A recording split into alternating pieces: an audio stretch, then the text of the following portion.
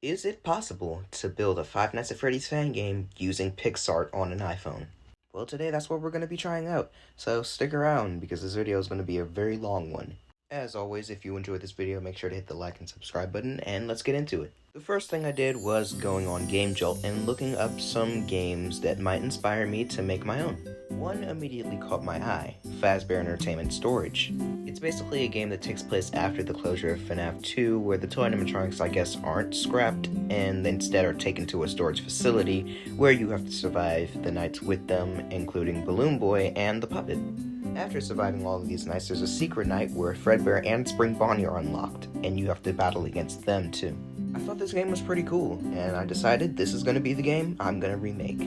First things first, if you read the title and intro of the video, I'm making the animatronics and scenery in Picsart. So I went in there and made a withered Toy Freddy. Since this is a 2D render of Toy Freddy, there are limitations to the amount of weathering I can do.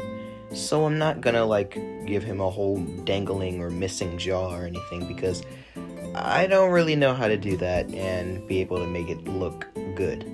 A problem like that might actually come later when I try to do Bonnie.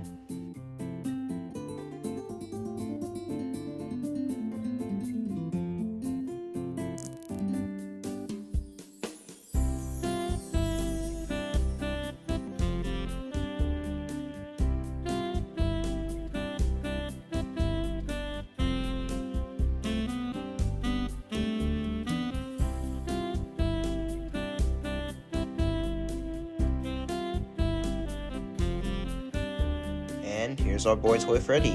Well, withered Toy Freddy and all of his, beautiful witheredness. Alright, now let's move on to withered Toy Bonnie. Making Toy Bonnie, or withered Toy Bonnie, wasn't really that hard. I actually just, it did the same thing as I did for Freddy. When I posted the Picsart, speed edit on YouTube, I got a really interesting comment from somebody. They asked if I could dirty him up a bit, and that gave me an idea. If I dirty up Toy Bonnie, I would obviously have to dirty up the rest of them, including Withered Freddy, and that's what I did.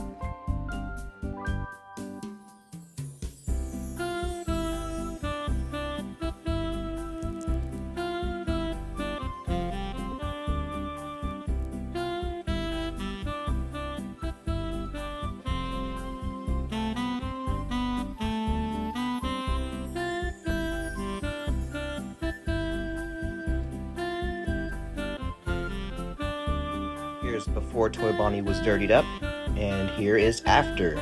You can tell there's a world of a difference now. And here's before Withered Toy Freddy was dirtied up, and here is after.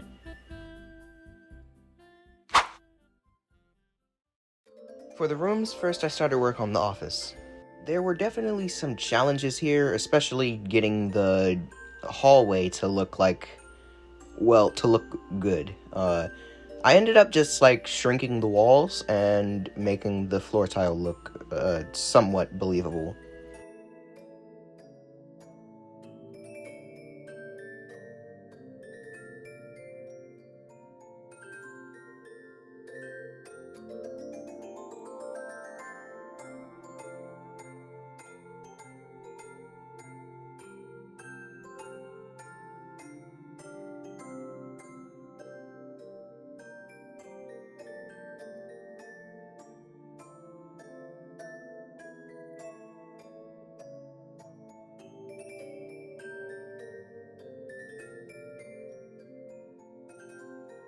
Just like Toy Freddy and Toy Bonnie, I did dirty the posters a little bit so that they could fit the part of an old rundown Freddy's storage unit. Before I get into making the other rooms, I should probably get into how I made Toy Chica, because her design was a little, she had a lot of hiccups during the way. Her weathering, specifically on her bib, was where I struggled a lot, because I didn't want it to just be an empty space, because there's obviously just a cloth. There has to be plastic under there, so I gave her I used parts of her suit and attached them under her bib so it didn't look like a void under there. The other part I struggled with was her missing bottom jaw. For Toy Chica, I felt like this was a priority. I know I said I wouldn't do it, but it just had to be there. So, like the other one, I just used another model of Toy Chica, and I kind of erased around the head, and here she is. After working on with a Toy Chica, I went back to making the rooms. This time I worked on the back room.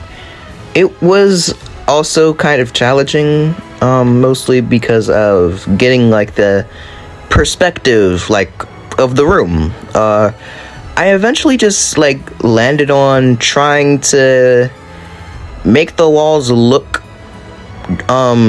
like they were shaded different. So the back wall was obviously darker than the walls that were facing more towards us. And that kind of worked. And I honestly, for the roof or ceiling, I just didn't even do it. I just raised the walls to be a little higher. And yeah, there's the back room. Pretty early on in this project, I realized that I wanted my animatronics to have different mechanics like any other fan game would. It was honestly a priority. So, obviously I wanted Toy Bonnie to come through the vent. The only problem with that was, like I said, I'm not using models, I'm using 2D renders of already existing fan-made models in different poses. So positioning Toy Bonnie to look like he's crouched crawling in a vent was really hard, but I eventually found my way past it.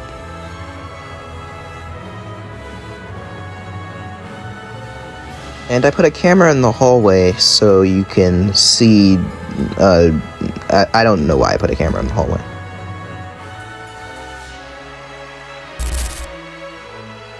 Here's the part of the video where I unfortunately have to tell you the hard truth. I had to use unedited versions of the original toy animatronic jump scares. Yeah, I know, but it was the only way I could actually get jump scares in the game without having to go over my initial deadline of getting this game released. I'll definitely be updating the game in the future to have edited jump scares. 1 second, guys, let me respond to this comment real quick.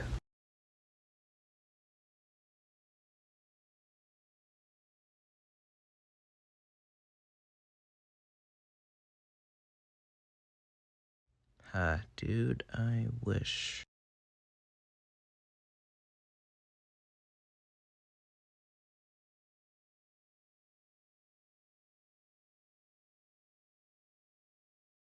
Because I wanted the game to take place sometime in the 80s, of course, but at least 2 or 3 years after FNAF 2 ended, I just chose Five Nights at Freddy's 1989? Yeah, 1989.